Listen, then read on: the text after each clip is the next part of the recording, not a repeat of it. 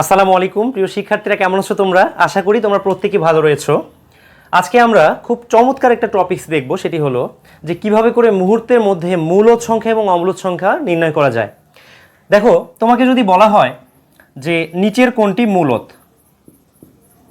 নিচের কোনটি মূলদ সংখ্যা, তো এখানে ধরো অপশন দেয়া আছে এরকম যে রুট ওভার অফ 2, তারপর দেওয়া আছে রুট ওভার অফ 11, তারপর গ নম্বরে দেওয়া আছে যে লগ 10, তারপর ঘ নম্বরে দেওয়া আছে যে পাই। ঠিক আছে, তো আমরা কিন্তু অনেকেই এই অপশনসটা কারেক্ট করতে কিছুটা প্রবলেম ফেস করব। দেখো, এখানে বলা হয়েছে রুট টু হচ্ছে কি? রুট টু আমরা জানি যে অমূলদ সংখ্যা। কেন? কারণ রুট ওভারের নিচে যদি কোনো মৌলিক সংখ্যা থাকে, রুট ওভারের ভিতরে যদি কোনো মৌলিক সংখ্যা থাকে তাহলে সেই সংখ্যাটা তোমরা মনে রাখবে যে অমূলদ। দেখো 11 এটা হচ্ছে কি রুট ওভার অফ মৌলিক সংখ্যা, তাই না? তার মানে এটা হচ্ছে কি অমূলদ। আচ্ছা, এমন সংখ্যা থাকতে পারে যে সংখ্যাটা মৌলিক না, কিন্তু এই সংখ্যাটা থেকে আমরা মৌলিক সংখ্যা পেতে পারি। কীরকম সেটা? যেমন রুট ওভার অফ 8, এটাকে আমরা বলতে পারি কি যে 4 × 2, তার মানে হচ্ছে 2² অর্থাৎ 2√2। দেখো তো, রুট ওভার অফ 8 সংখ্যাটা মৌলিক না, কিন্তু এর যে প্রোডাক্টটা আছে সেইটা হচ্ছে, সেখানে আমাদের মৌলিক সংখ্যা রয়েছে। That is root over of 8 হচ্ছে অমূলদ সংখ্যা, এটা কখনোই মূলদ সংখ্যা না। আমরা জানলাম যে এইটা হচ্ছে মূলদ না, রুট ওভার অফ 11 মূলদ না। তারপর লগ 10। আচ্ছা, লগ 10-এর আগে আমরা ঘ নম্বর অপশনসটা দেখে আসি। বলা হয়েছে পাই। আমরা জানি যে পাইয়ের মান অমূলদ সংখ্যা, সো ওইটা প্রথমেই আমাদের ক্যান্সেল। এখন অপশনস থাকলো কি লগ 10। দেখো, আমরা কি জানি যে লগ 10-এর মান হচ্ছে কত? 1। লগ 10-এর মান যেহেতু 1, তার মানে 1 হচ্ছে মূলদ সংখ্যা, অর্থাৎ কারেক্ট আনসার হচ্ছে অপশনস গ। এখন কথা হচ্ছে, এটা একটা টাইপ গেল, এটা অপশনসের মধ্যেই আমি তোমাদেরকে বললাম যে রুট ওভার অফ মৌলিক কোনো কিছু থাকলে সেটা সবসময় হচ্ছে অমূলদ। এরকম আর কি কি থাকতে পারে? চলো আমরা যাতে করে যে কোনো অপশনস থেকে মুহূর্তেই নির্ণয় করতে পারি যে কোনটি মূলদ কোনটি অমূলদ। তো চলো আমরা একটু রিভাইজ করে আসি। আমরা দেখেছিলাম বাস্তব সংখ্যার ক্লাসিফিকেশনে, প্লেলিস্টে গেলেই তোমরা ভিডিওটা পেয়ে যাবে। তো বাস্তব সংখ্যা দুই প্রকার, একটা হচ্ছে মূলদ, আরেকটা হচ্ছে অমূলদ। হ্যাঁ, অমূলদ এটা হচ্ছে রেশনাল বা কিউ, আর এটা হচ্ছে ইরেশনাল বা কিউ প্রাইম। কথা হচ্ছে, মূলদ সংখ্যা তিনটা বৈশিষ্ট্য থাকলে মনে রাখবে যে সেই সংখ্যা হচ্ছে মূলদ সংখ্যা। ফার্স্ট হচ্ছে যে কোনো পূর্ণ সংখ্যা, যে কোনো পূর্ণ সংখ্যা, মনে থাকবে যে কোনো পূর্ণ সংখ্যা মানে কি ইন্টিজার নাম্বার জেড। ওকে, অর্থাৎ কীরকম হতে পারে? এটা হতে পারে -100, হতে পারে 10, হতে পারে 0, হতে পারে 1, হতে পারে 100। ঠিক আছে, এইভাবে করে স্বাভাবিক যে সংখ্যাগুলো মানে পূর্ণ যে সংখ্যাগুলো আছে আর কি, সেটা ধনাত্মক পূর্ণ সংখ্যা হোক, 0 হোক, ঋণাত্মক পূর্ণ সংখ্যা হোক। ওকে, আচ্ছা, অর্থাৎ রাউন্ড ফিগার নাম্বারগুলো। এরপর আসলো সেকেন্ড হচ্ছে যে কোনো ভগ্নাংশ সংখ্যা। ভগ্নাংশ কি বললাম? ফ্র্যাকশন নাম্বার, ভগ্নাংশ সংখ্যা। এটা কিন্তু সকল ভগ্নাংশের ক্ষেত্রে, অর্থাৎ যেটা a/b ফর্মে আছে, এ বড় হোক ছোট হোক যাই হোক না কেন, আমরা জানি কি যে ভগ্নাংশ হচ্ছে মূলত তিন প্রকার। একটা হচ্ছে প্রকৃত ভগ্নাংশ। প্রকৃত ভগ্নাংশ কি? যেই ভগ্নাংশের লবের মান হরের থেকে ছোট, যেমন 1/4, যেমন 2/5। আবার অপ্রকৃত ভগ্নাংশ কেমন? অপ্রকৃত ভগ্নাংশ হচ্ছে যেটা লবের মান হরের থেকে বড়, যেমন 5/2, যেমন 7/5। ঠিক আছে, এই অপ্রকৃত ভগ্নাংশ থেকেই আমরা কি পাই? মিশ্র ভগ্নাংশ পাই। তো যেমনই হোক না কেন, ভগ্নাংশ যদি থাকে তাহলে বুঝতে হবে সেটা হচ্ছে মূলদ সংখ্যা। ওকে, আচ্ছা, এরপর আরেকটা ফর্ম আছে, সেটা হচ্ছে যে সকল পৌনপুনিক এবং সকল সমাপ্ত দশমিক সংখ্যা। অর্থাৎ কি বললাম? সকল পৌনপুনিক এবং পৌনপুনিককে আমরা কি বলি? পৌনপুনিককে আমরা বলি আবৃত দশমিক, আবৃত দশমিক। ঠিক আছে, সকল পৌনপুনিক বা আবৃত দশমিক এবং সকল সসীম দশমিক। এখানে আমরা বলতে পারি যে সসীম দশমিক। এটার এক্সাম্পল কীরকম হতে পারে? দেখো, তোমাদেরকে আমি ক্লাসিফিকেশনের ক্লাসটাতে বলেছিলাম, অর্থাৎ বাস্তব সংখ্যার প্রকারভেদ এই ক্লাসটাতে বলেছিলাম যে তোমাকে যদি বলা হয় যে 1/3, এটার মান হচ্ছে 0 পয়েন্ট, এই যে পয়েন্টের পরে যে আমাদের যাত্রাটা, এই জার্নিটা কখনো শেষ হবে না। এটা 3 3 3 3 3 এইভাবে করে কন্টিনিউয়াসলি চলবে। ঠিক আছে, কখনোই শেষ হবে না। আচ্ছা, এই জন্য এইটাকে আমরা বলি 0.3 পৌনপুনিক। মজার বিষয় যে যদি এই যে বিস্তৃতিটা, এই বিস্তৃতিটা যদি একটা নির্দিষ্ট নিয়ম মেনটেন করে চলে, ধরো যে পয়েন্টের পরে একদম নির্দিষ্ট একটা সংখ্যা আসছে 1818118 অথবা 818181 অথবা 33333 অথবা 321 321 321 321, তাহলে আমরা দেই 3 পৌনপুনিক 2 পৌনপুনিক 1 পৌনপুনিক। অর্থাৎ যদি নিয়ম মেনটেন করে চলে তাহলেই সেই সংখ্যাকে আমরা বলি পৌনপুনিক সংখ্যা। তো দেখো তো এটাকে আমরা আবৃত করতে পারলাম না, মানে এটা যে অসীম পর্যন্ত চলছে, ঠিক আছে এটা অসীম দশমিক, এটার মধ্যে কোনো সন্দেহ নেই, কিন্তু এইটাকে আমরা এককভাবে প্রকাশ করতে পারি একটা নির্দিষ্ট নিয়মে, এই জন্য আমরা বলি এটাকে আবৃত দশমিক অথবা পৌনপুনিক সংখ্যা। তো এই জাতীয় যে কোনো সংখ্যা যেটা একটা নিয়ম মেনটেন করে অগ্রসর হয় সেইটা হবে মূলদ সংখ্যা, ঠিক আছে। আরেকটা হচ্ছে সসীম দশমিক। দেখো সসীম দশমিক এরকম হতে পারে, তোমাকে যদি বলা হয় যে 4/5, তাহলে এই মানটা কত হবে 0. ওটাকে যদি 40 ধরি তাহলে হবে কত 5 8 40, অর্থাৎ 0.8। তো এখানে দেখো তো 0.8 কি থেমে গিয়েছে না? তোমাকে ধরো বলা হলো 0.25, আবার বলা হলো 0.75 অথবা বলা হলো 4.25। দেখো তো প্রত্যেকটা সংখ্যাই কি সমাপ্ত না, মানে দশমিকের পরের যে মানগুলো আছে 2-3টা মানের পরে কি স্টপ হয়ে গিয়েছে না? এখানে 1 2 থাকতে পারে, সমস্যা নাই। আবার ধরো বলা হলো 3.1416, এইটা কিন্তু যদি শুধুমাত্র এইটা থাকে 3.1416, তাহলে এই মানটা কিন্তু কখনোই অমূলদ হবে না, এটা মূলদ সংখ্যা, ঠিক আছে। শুধু যদি বলে দেয় যে পাই তাহলে সেটা হবে অমূলদ সংখ্যা, ওকে। তার মানে যদি সসীম দশমিক কোনো সংখ্যা থাকে, যেমন সেটা 1.25 হতে পারে, 0.25 হতে পারে, তারপর হচ্ছে 4.25 হতে পারে, ঠিক আছে, এগুলো হচ্ছে সসীম দশমিক। আর পৌনপুনিক কি? পৌনপুনিক হচ্ছে ধরো 0.3 পৌনপুনিক, তারপরে বলা হলো 0.18 পৌনপুনিক, ঠিক আছে। এই জাতীয় সকল সংখ্যা হচ্ছে মূলদ সংখ্যা।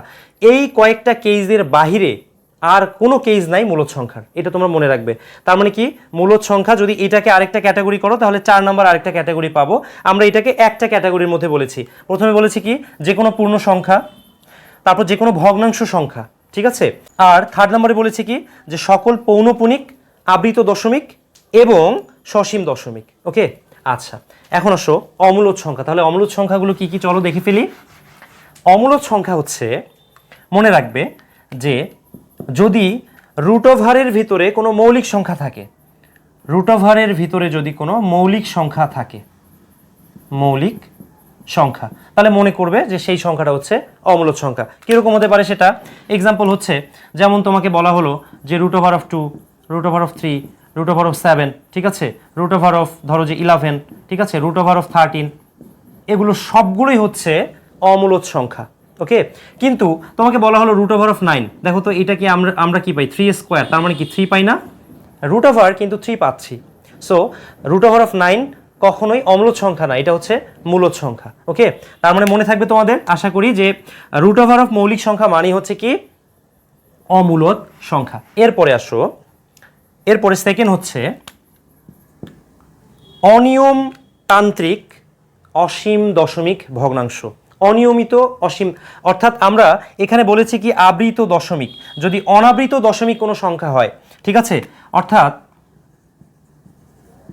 অসীম দশমিক সংখ্যা বা দশমিক ভগ্নাংশ, ঠিক আছে, অসীম দশমিক ভগ্নাংশ। আমরা জানি যে ভগ্নাংশ সংখ্যা বা দশমিক ভগ্নাংশ মূলত দুই প্রকারের হয়, একটা হচ্ছে সসীম দশমিক, একটা হচ্ছে অসীম দশমিক। সসীম দশমিক সেই সংখ্যা যে সংখ্যার মধ্যে একটা টার্মিনেটিং পয়েন্ট থাকে, অর্থাৎ তার ফিনিশিং পয়েন্ট আছে, এটা স্টপ হয়ে যায়, পয়েন্টের পরে কয়েকটা সংখ্যা গিয়ে সেটা থেমে যায়, সেটা হচ্ছে কি সসীম, তাই না? আচ্ছা, আরেকটা হচ্ছে কি অসীম। এই অসীমের মধ্যে দুইটা ক্যাটাগরি রয়েছে। একটা ক্যাটাগরি হচ্ছে পৌনপুনিক, যেটা নিয়ম মেনটেন করে চলে, নিয়মতান্ত্রিকভাবে বারবার পুনরাবৃত্ত হয়। আরেকটা হচ্ছে কোনো নিয়ম মেনটেন করে না। যেমন তুমি যদি √2, √3 এগুলোকে ক্যালকুলেটরে প্রেস করো তাহলে দেখবে কন্টিনিউয়াসলি এগুলো মান দিয়ে যাচ্ছে, এগুলোর কোনো ফিনিশিং পয়েন্ট নেই। আবার তুমি যদি এরকম দাও যে log2, দেখবে যে 0.3333 এরকম কন্টিনিউয়াসলি এটা কিন্তু চলছে, মানে র্যান্ডম নাম্বার আসবে, কন্টিনিউয়াসলি চলছে। তারপরে ধরো যে কত √2 হতে পারে, তারপরে এই মানটা হতে পারে ধরো যে sin5, তোমাকে দেওয়া হলো যে sin5, তুমি ক্যালকুলেটর প্রেস করো sin5, দেখবে কন্টিনিউয়াসলি অনেকগুলো মান তুমি পেয়ে যাবে। আবার ধরো তোমাকে বলা হলো যে tan ধরো বলা হলো যে 15, ঠিক আছে, এই tan 15 এরও মানও দেখবে তুমি কন্টিনিউয়াসলি চলছে। সো আমরা সাধারণত এই অসীম দশমিক ভগ্নাংশগুলো ট্রান্সডেন্টাল নাম্বারগুলো থেকে পেয়ে থাকি। চলো এবার থার্ড নাম্বার দেখে ফেলি, ট্রান্সডেন্টাল নাম্বার। ট্রান্সডেন্টাল নাম্বারগুলোকে বলা হয় সাধারণত তুরীয় সংখ্যা, ঠিক আছে, অর্থাৎ তুরীয় সংখ্যা। তুরীয় সংখ্যা, তুরীয় সংখ্যাগুলো কীরকম হতে পারে? এগুলো বিভিন্ন অপারেটর হতে পারে, যেমন লগ হতে পারে, ঠিক আছে, লন হতে পারে, তারপরে সাইন হতে পারে, ট্যান হতে পারে, কট হতে পারে, সেক হতে পারে, কোসেক হতে পারে, কজ হতে পারে, ই হতে পারে, পাই হতে পারে, ঠিক আছে। এই সংখ্যাগুলোকে বলা হয় তুরীয় সংখ্যা। এখন কথা হচ্ছে যে তুরীয় সংখ্যা দেখা মাত্রই সেই সংখ্যা অমূলদ হয়ে যাবে, বিষয়টা এরকম না। ঠিক যেভাবে করে রুট ওভার অফ যে কোনো একটা সংখ্যা দিলে আমরা মৌলিক অমূলদ না কি মূলদ সেটা বলতে পারি না, আমাদেরকে বুঝতে হবে যে আসলে সংখ্যাটা মৌলিক কিনা। রুট ওভার থাকা না থাকা ভিন্ন বিষয়, আমাদেরকে দেখতে হবে সংখ্যাটা মৌলিক কিনা, তাই না?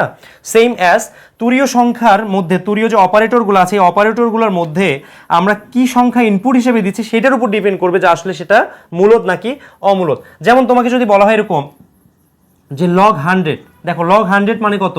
লগ কিছু ভিত্তি নেই, তার মানে কি 10 আছে, তার মানে 10 স্কোয়ার, তাই না? এটার মান হচ্ছে কত? 2। মজার বিষয় যে লগ 100 এর মান হচ্ছে 2, কিন্তু যদি বলা হয় যে লগ 5 এটার মান কত, তাহলে এই মানটা দেখবে যে 0.6 অথবা 0.7, 0.7 এবং র্যান্ডমভাবে এই নাম্বারটা চলছে, এটা কিন্তু অমূলদ। তার মানে লগ 100 হচ্ছে কি মূলদ, কিন্তু লগ 5 হচ্ছে অমূলদ। ওকে, আবার তুমি যদি বলো যে সাইন 30 ডিগ্রি, তাহলে এই মানটা হবে হাফ, কিন্তু তুমি যদি লিখো যে সাইন ধরো যে 11, তাহলে এই মানটা হচ্ছে দেখবে যে কন্টিনিউয়াসলি এই মানটা চলছে।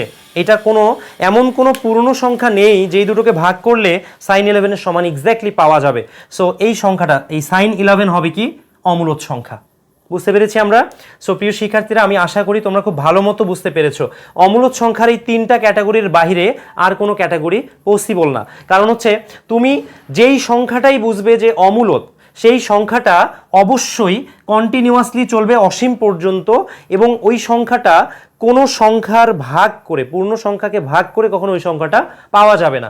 ঠিক আছে, চলো আমরা রিভাইজ করে ফেলি। মূলদ সংখ্যা 3টা টাইপ থাকবে, একটা হচ্ছে যে কোনো পূর্ণ সংখ্যা, ভগ্নাংশ সংখ্যা, পৌনঃপুনিক বা আবৃত দশমিক এবং সসীম দশমিক। এই সংখ্যাগুলোই হবে মূলদ সংখ্যা। আর অমূলদ সংখ্যা হবে রুট ওভার অফ মৌলিক সংখ্যা যদি কোনো থাকে, তারপর অসীম দশমিক ভগ্নাংশ যদি হয়, অর্থাৎ অসীম পর্যন্ত যদি চলে যায় কিন্তু সেটা যদি আবৃত না হয়, ঠিক আছে, অর্থাৎ অনাবৃত হবে। আবৃত কখন হবে? যখন নিয়ম মেনটেন করে চলবে, তখনই তো আমরা পৌনঃপুনিক দিই, তাই না, যে বারবার পুনরাবৃত্ত হয়। কিন্তু এই সংখ্যাগুলোতে বারবার পুনরাবৃত্ত হবে না, একই ডিজিট, ঠিক আছে।